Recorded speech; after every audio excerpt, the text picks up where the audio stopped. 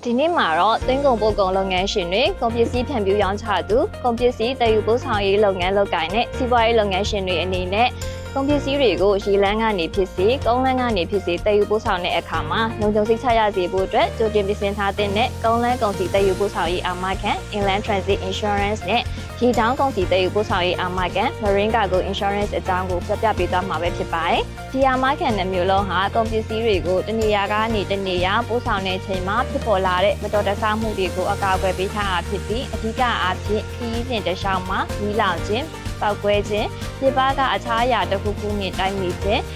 တည်ယူပို့ဆောင်နေရှင်လမ်းချော်ခြင်းတိမ်မှောက်ခြင်းတောင်တင်နှင်းမြုပ်ခြင်းတို့အပြင်အရေးပေါ်အခြေအနေကြောင့်ဖြစ်ပေါ်လာတဲ့ဆုံးရှုံးမှုတွေကနေလည်းအကာအကွယ်ပေးပါတယ်ဒီလိုမမျှော်လင့်ထားတဲ့အခြေအနေတွေအတွက်အာမခံနဲ့ကြိုတင်ပြင်ဆင်ထားခဲ့မယ်ဆိုရင်မတော်တဆမှုတစ်စုံတရာဖြစ်ပေါ်လာတဲ့အခါမှာအာမခံရုပ်ကြီးရရှိနိုင်တာမို့ဘလိုလားအပ်တဲ့ငွေကြေးဆုံးရှုံးမှုတွေကနေလျော့ပါသက်သာစေမှာဖြစ်ပါတယ်။ဒါကြောင့်ကုန်းလမ်းခီးကနေဖြစ်စေရေကြောင်းလမ်းကနေဖြစ်စေကုန်စည်ပို့ဆောင်ရေးကိုလှုပ်ဆောင်နေတဲ့စီးပွားရေးလုပ်ငန်းရှင်ကြီးများအတွက်ကုန်စည်ပို့ဆောင်တဲ့ခီးစဉ်တိုင်းမှာ Inland Transit Insurance နဲ့ Marine Cargo Insurance အာမခံနှစ်မျိုးစလုံးကရင်းနှီးမြှုပ်နှံတဲ့အကာအကွယ်ကောင်းတွေပဲဖြစ်ပါတယ်။